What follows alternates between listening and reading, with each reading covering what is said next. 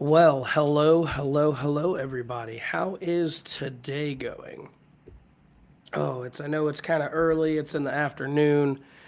Got a little bit of oddball stuff going on today, but anyway, where's everybody watching from today? Come in here and say hello. I apologize for my voice. We've been fighting off this wonderful whatever it is that my children have brought home from school recently. Yeah, with being home every day now since everything has changed, has introduced me back into the wonderful world of germs that is now, you know, my everyday life. So, okay, looks like New Hampshire Lone Wolf wants to join. So, let's get him an invite in here. We'll bring him on and let him talk his piece. Looks like he is in Bentonville, Arkansas. Good for you, buddy. That's a pretty cool place to be. Can everybody hear me okay? How is the sound quality?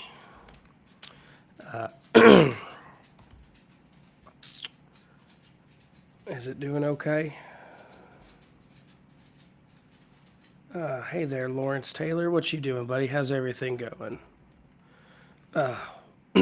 Sorry, I'm getting everything squared away here. Hunter, offline, shoot me your email there, buddy, and I will get you that link sent. For some reason, it's not wanting to do it over Facebook. Yeah, you can hear the dog walking around. Yeah, there's hardwood floors here, and poor Tank is he's got really big quicks in his nails, so he's clitter clatters across the floor and such.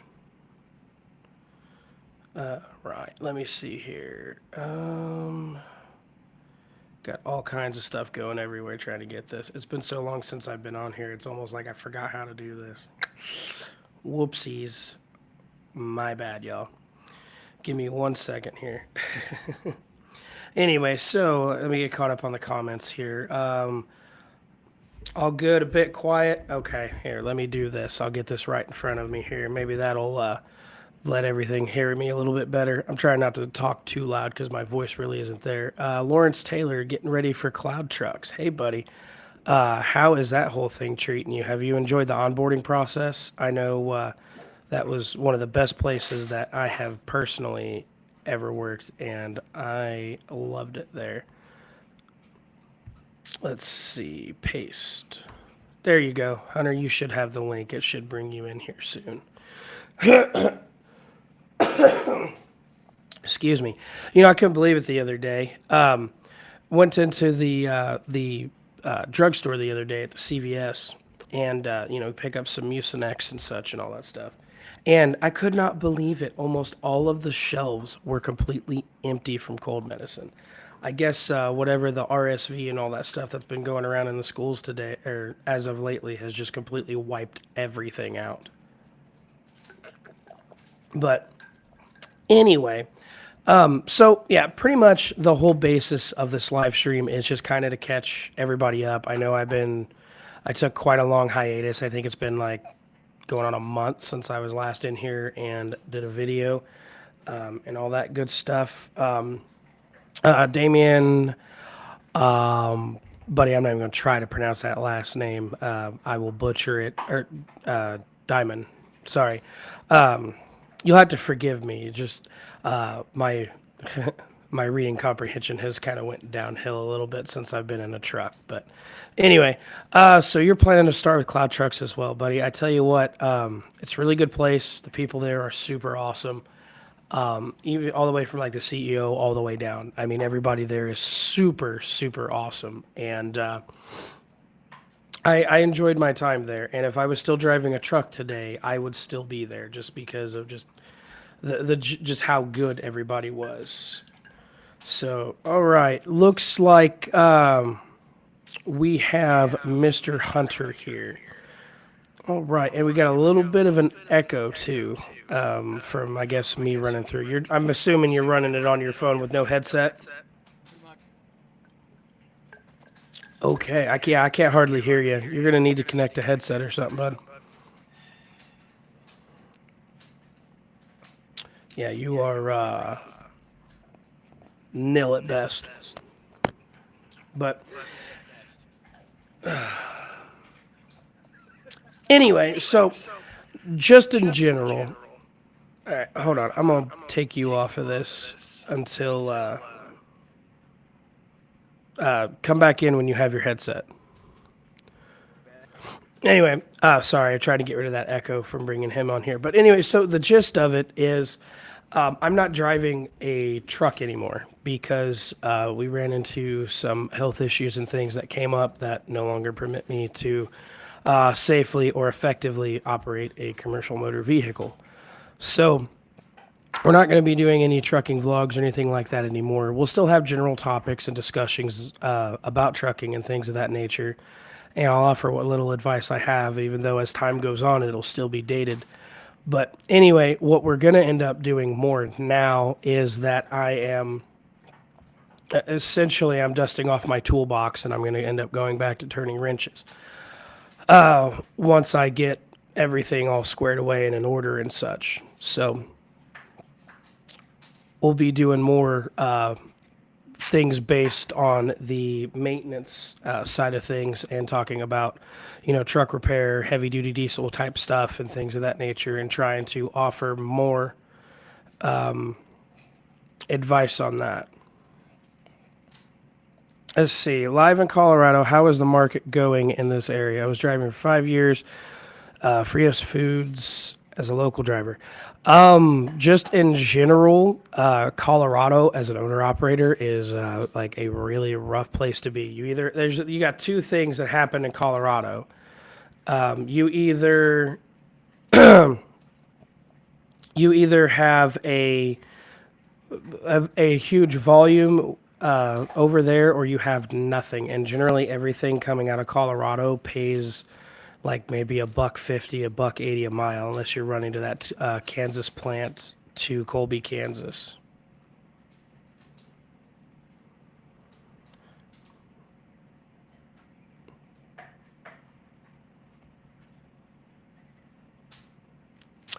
Anyway, let's see. Market has its ups and downs, and you've been leased on a JB Hunt. I see as an owner operator. Yeah, I know some people that's over there. It wasn't, I never worked for JB Hunt. That wasn't my thing. So, let's see. Once Hunter gets his audio squared away, we'll be back in here. I can hear him in my headset talking, and he's sounds like he's got the you see, those little bits in the videos and such where they're fast forwarding everything. It's just like yeah, that's what you got going on, Hunter. If you can get that squared away. So yeah, you sound so.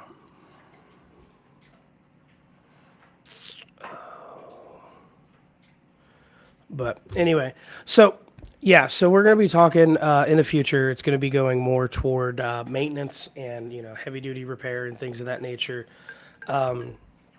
Getting into what good routine maintenance schedules are and things of that nature. I mean, because eventually how everything will end up going is my data will end up being it'll end up going downhill, and I'll end up becoming dated because I won't be updated on the markets and such. I mean, I've already gotten rid of all of my DAT subscriptions and such and things of that nature. If I'm not using it, there's no point paying for it. So,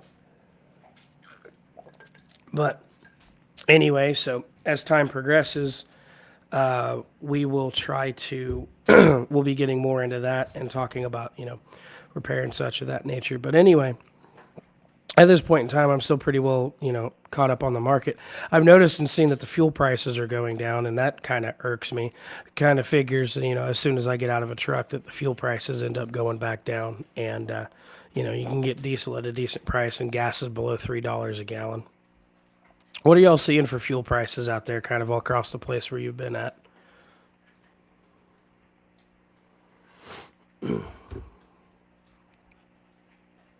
Comment down, drop in the comment section. Let me know. I apologize, y'all. I am trying my.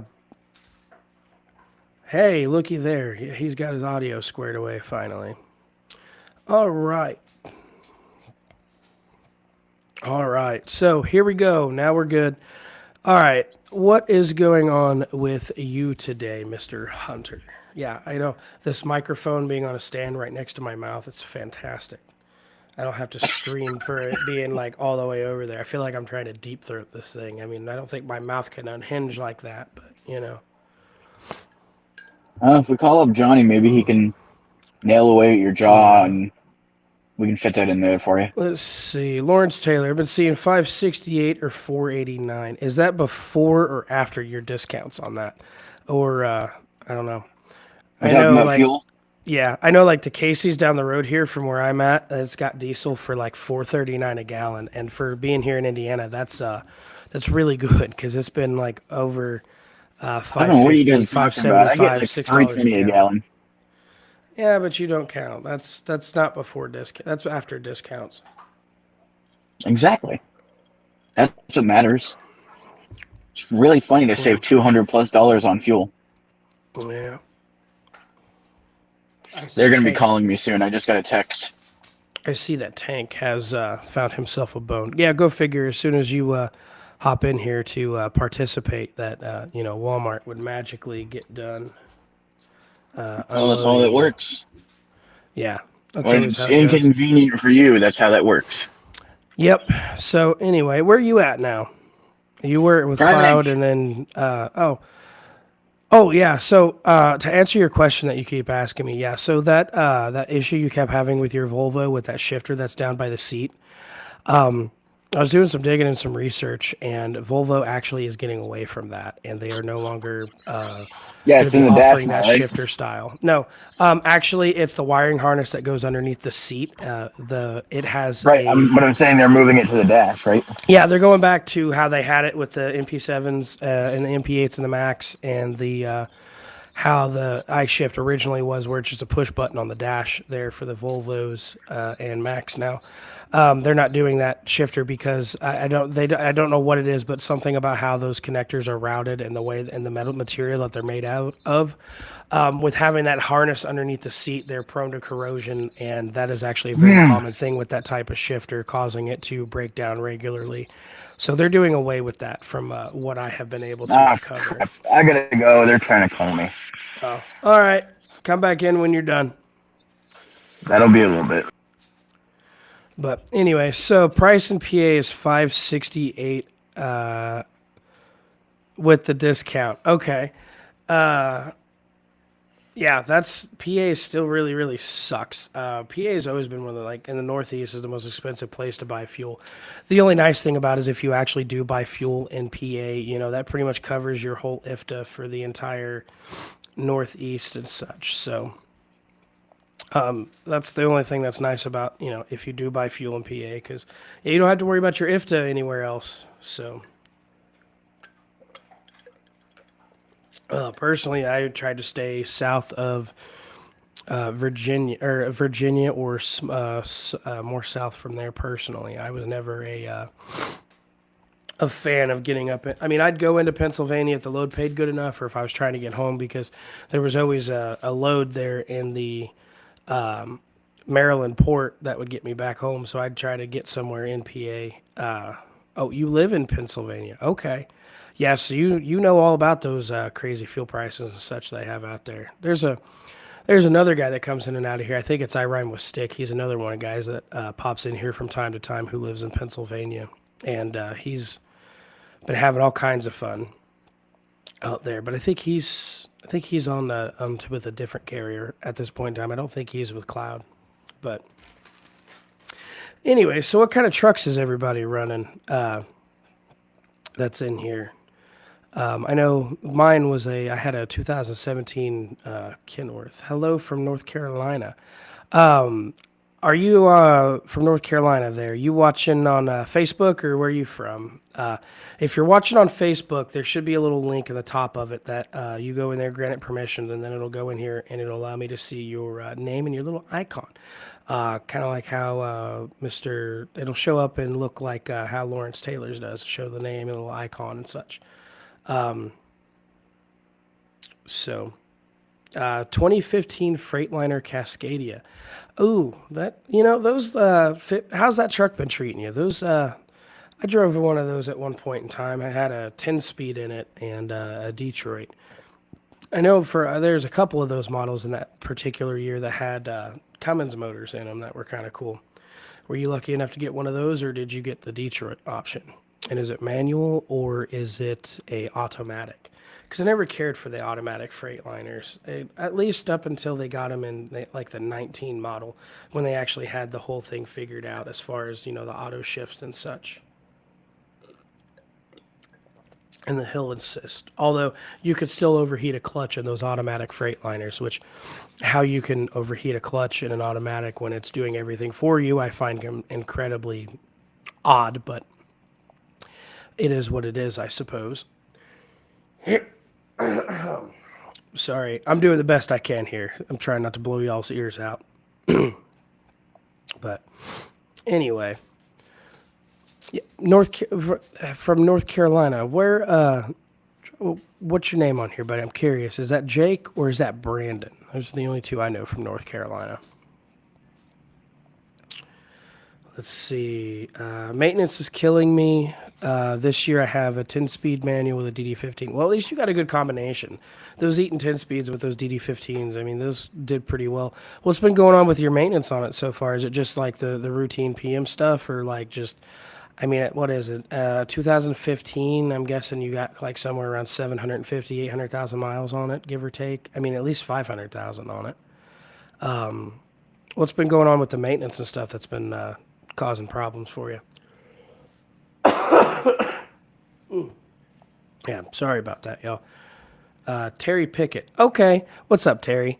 What do you got going on today? I apologize. It's my audio is probably crap today because we're a little under the we're under the weather substantially, but we're trying to get through this. Oh man. But yeah, maintenance is definitely a big thing. I mean, I'd say with a truck that old, I would at least be putting away at least 25 cents a mile, or maybe maybe a little bit, couple pennies more, just in maintenance on that to try to keep ahead of that. And that should, at least in theory, cover everything. At least if you're, depending on how you're running and where you're going, and things of that nature. I know with my truck, it was a 2017, and I just set aside a flat fee of like $300 every week, $400 every week for my maintenance, and just didn't touch it. And that was just generally how I did it, so that way I wouldn't have as many issues. I mean, at least I would have the money, but let's see. Currently off on medical leave. Had to have some foot surgery. Hoping to go back to work in January. Oh my goodness, foot surgery. Ooh, that sucks, man. Oh God. I imagine the recovery process on that is just really sucks. I'm sorry to hear that. I hope all goes well, and I hope the surgery went well. Medical leave. At least you get the medical leave. I'm sure that, you'll be, when you get back to work, I'm sure you'll be incredibly happy. I really, really, really hope for a quick and speedy recovery. Let's see. Major parts, fuel pump, one box, front end, and had the truck for 2 years, put 300,000 miles on already. Holy cow, man, you are hustling. 150,000 miles a year. Do you ever sleep? Are you on a mileage contract? Yeah, that one box, man, those are expensive. What would that, if you don't mind me asking, may I pick your brain about what that costs? I think last I heard, a one box on a Freightliner cost about last time someone told me what they got quoted, like 20 grand for a one box for a Freightliner. They're not cheap. No money till after 60 days, though. Ouch. Well, that's hopefully you at least got that savings account or that honey don't know money account, so that way you can get through everything. Okay, percentage. 65%. All right. Well, that ain't too bad. You're just out there hustling and moving. Then I'm guessing. Do you run recaps consistently, or do you just run out of hours and reset? Hi, Tank. Tank's mad he can't get on here because we're actually up on a table, buddy. Oh, I see that you destroyed your bone down there. One box cost me used 10 grand. Okay. That's pretty expensive for a used one box. But did you? I mean, so you got a used one box, which is the SCR and all that stuff all built in and together. So did you put a new DPF filter in it, or did you have the one that you had baked and blown? Just out of curiosity. Hours, sometimes recap. I got you. Yeah, I mean, I always tried to run to keep my truck moving. Because everybody knows if your wheels aren't turning, you're not earning. So like, I ran recaps, and I would run recaps for pretty much all the way up until I went home. That's how I did it. Uh, you know, and I ran a lot of short hops. Like Indiana to Pennsylvania, Pennsylvania back to Indiana, Indiana, Kansas City. I pretty much just stayed, at least for me, I stayed pretty much primarily in like the Midwest and the South. I'd go down to Florida occasionally, but Florida you'd always deadhead out, so I would only go down there if it paid enough to be able to cover my deadhead back out. Okay, reman filters. That's not a bad option. So yeah, I mean basically a new DPF. That's a smart way to do it. If you don't mind me asking, how long did it take him to do that repair? Because we all know downtime sucks. But back to what I was saying, and occasionally, if everything lined up and I did it right, I'd catch me a run and I'd go coast to coast and back. I mean, for years that was my bread and butter. Catch something out of North Carolina, take it out to Sparks, Nevada, bounce up into Tracy, run from Tracy down to SoCal, grab something out of SoCal, coming back to the East Coast or up to Michigan or something. You know, that's how I preferred to run because you can just hook up to it or go get loaded, and then you're just boom, gone. Put that thing in the wind, and nobody talks to you or bugs you for days, and you can just kind of do your own thing. And as long as you run your, whatever you need to run for that day, you don't have any problems.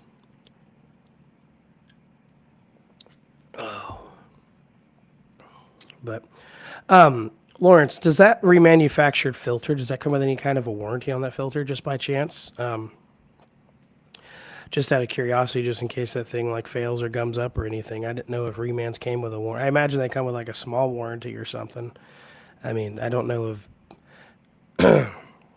Let's see. My lane was going from New Jersey or PA, then head to Indiana or Ohio, and then down to Virginia. Yeah, that's not a bad way to run. When I was running with a reefer company many years ago, and that was kind of like our bread and butter. We'd catch stuff out of Georgia and Florida because we had customers down there, and we'd run up to New York, New Jersey, not the New York City, but like upstate New York. I think the closest I went to going into the actual like New York City was we ran into like pulled a load out of a mall in Brunswick one time, and or New Brunswick or whatever you want to call it. But anyway, and we would run 95 all the time, and it just would drive me nuts running 95. That 95 corridor is so congested all the time, and there's so many people. It's just not. I don't like it. I honestly, unless when I was running my own truck, because of how much I ran 95 as a company driver, I pretty well just automatically all the time avoided the I-95 corridor. But you know, there, like you said, there's quite a bit of stuff in that area. New Jersey, PA, and then like you've always got stuff coming out of Indiana, Ohio, going into Virginia, and then you always catch something out of Virginia going back up to Pennsylvania. You could run that little triangle there all the time and always do really, really well there. At least you could until the market got really weird and everyone started, things just started flying off of the board and being crazy. Anyway, give me 1 second, y'all. We're going to take a short break here, real quick, and I will be right back.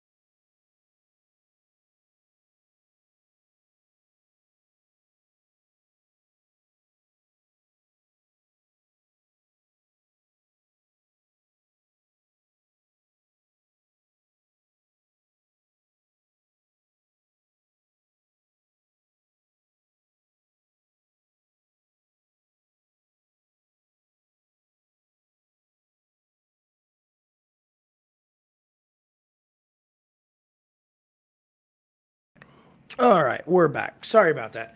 Anyway, so where were we? Let's see. Yours does comes with warranty. The job takes or the day I had replace. Mine does comes with the with warranty. The job takes the day. Had to replace the harness as well. Yeah, that wiring harness on the DPF isn't a totally like bad thing. It's pretty easy. It just kind of like lays out over everything, and you just you follow it along. I mean, if you lay it out over the old once you get it opened up, if you lay it out over the old harness, yeah, it doesn't take that long to do the wiring harness. But pulling the DPF itself, it can be kind of a tedious task, just because it's big, heavy, bulky. You got to use a jack, jack, and things of that nature, and it's just not always fun. Yeah, big parts, big things. Takes a little while to get those things out, just because of how bulky and heavy everything is. But yeah, you can pretty much just pull everything out in one shot once you get it unbolted and all the wiring undone. A lot of people I see, they just get their filters. And I've seen a lot of people who have when they're getting their new one box put in, they just have their old filter baked and blown or just blown out, and they don't put a new one in there. I always recommend a new filter personally. Let's see. The weather is crazy in the wind. Yeah, the wind. Weather was predicting that y'all were going to be having a up in that area. There was going to be a new big like blizzard or snowpocalypse or something coming up that way, wasn't it? There. I don't know. Last thing I saw said that the Northeast was supposed to get. Basically, they were going to guarantee a white Christmas this year. So I don't know. Where I'm at right now, we just got your typical wind and such, and nothing too crazy going on. My light keeps spinning on me, but yeah, it's been like spitting snow the last couple of days here. It's not been anything like uber crazy or nothing. So,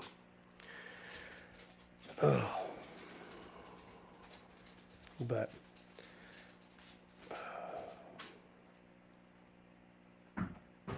this poor dog, he's just walking around and just dropping his ball every chance he gets. The poor dog. It's just, he's like, hey, he wants attention. Poor thing. But anyway, so, but yeah, so what's the weather been like where everybody's at and where they're watching from? Let's see. University Park in Illinois.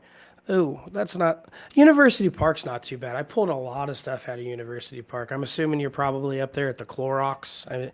That seems to be the majority of stuff that comes out of University Park is that Clorox up there.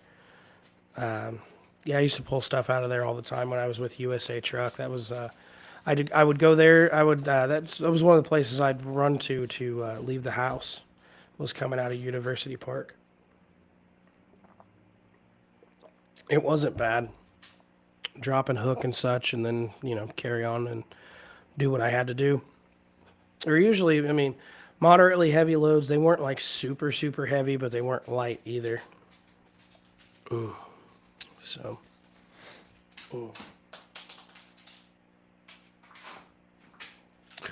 Poor dog.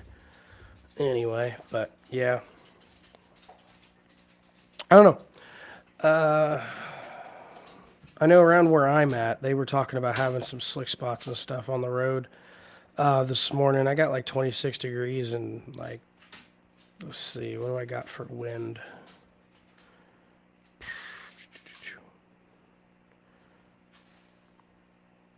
I got a 10.8 miles per hour. Yeah, if y'all don't have this app, it's called Wind Compass. It's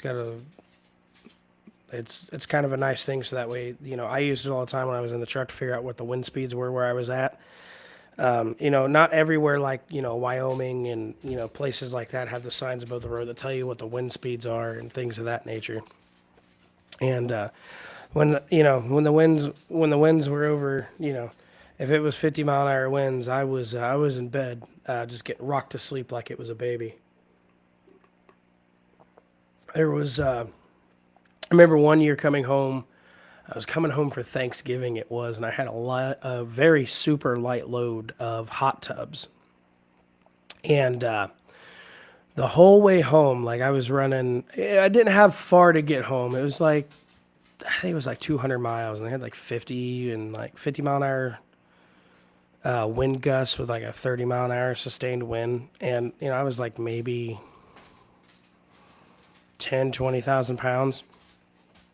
And I remember the whole trip just absolutely being petrified. And this is like why now, in my later years in driving, that I never, if the winds were really, really bad, I would pull over and just park it. But anyway, I remember I was on my way home and I was swapping that load with another driver that we were, and I was taking his load to go home with because that load went out to Nevada. And he was going to deliver that and finish it up so I could go back home for Thanksgiving, since that one didn't deliver till after Thanksgiving. But anyway, so and I was coming back west from, I think it was Ohio, and I was running across I-80 and to get there and swap that load. But anyway, and the whole time I never left the slow lane, one, because I couldn't run track speed out there, being that the winds were so bad. But every time the wind would gust, it would blow me half into the breakdown lane. And I could get a hold of it and I could stay, and it would make me straddle that white line on the breakdown lane. And realistically, I was really young and stupid, and I should have been parked a long time ago, and instead of trying to get home for the holidays. But you know, when you're young and you're fresh into it, we all kind of do dumb things when we're trying to get home for the holidays. It is what it is. But I learned a very valuable lesson that day, and if it's it's just like everybody says, if it's there ain't nothing out here load wise that's worth your life or another person's life. They tend to leave that part out. Because, when you're operating a CMV, it's not just you that is, at risk. I mean, yeah, everybody wants to go home. Everybody wants you to make it home. And, and that's understandable. But, you also got to think about, even with all the way down to the way that you maneuver the vehicle and maneuver the truck, like, if you screw up, that's, somebody's mom, somebody's daughter, whatever, So it's not that no load is, which it is true that there's no load that's worth your life, but there's also no load that's worth anybody else's life either. Because, I don't care what the deadline is. If it's blowing so bad you can't keep that thing on the road, you shut her down. And that's all there is to it. So, but anyway, any last thoughts, comments, or anything in here to drop down in the comment section? Anybody got any questions,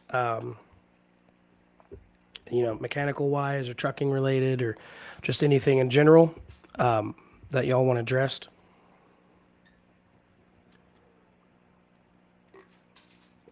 Who's my people watching on Twitch? Y'all get in the comments and say hello.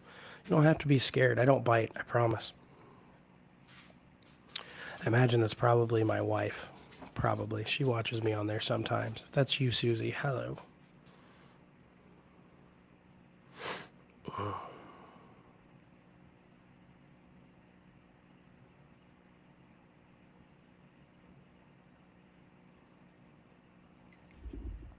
But yeah. Give it a couple more minutes. Anybody got any questions, anything whatsoever? This was just kind of a brief thing to talk about, just the general direction that we're going to be going and what we're doing as far as changes on the channel and such. We're going to be talking more, like maintenance related, things of that nature. It's been a while since, I've dusted off my toolbox and, once I finally get everything squared away. And it's been a little while since I've dusted off my toolbox and went back to turning wrenches professionally. And I'm looking forward to it. I'm also just kind of enjoying, just being home and trying to get better and spending time with the family. It's been quite wonderful.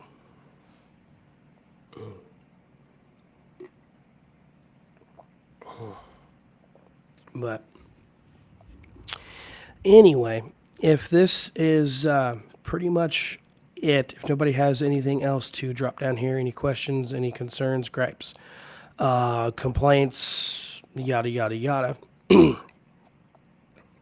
we'll break this down and maybe come back in here and do another one later on this evening, and when everybody's actually parked and up and such.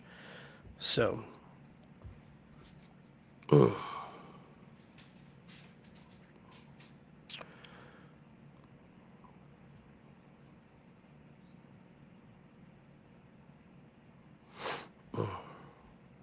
well, I think it's safe to say I think everybody's pretty well bounced out of here. So, I love y'all. I'll see you next time, and y'all be safe out there. Keep those trucks between the lines, and I'll see you next time.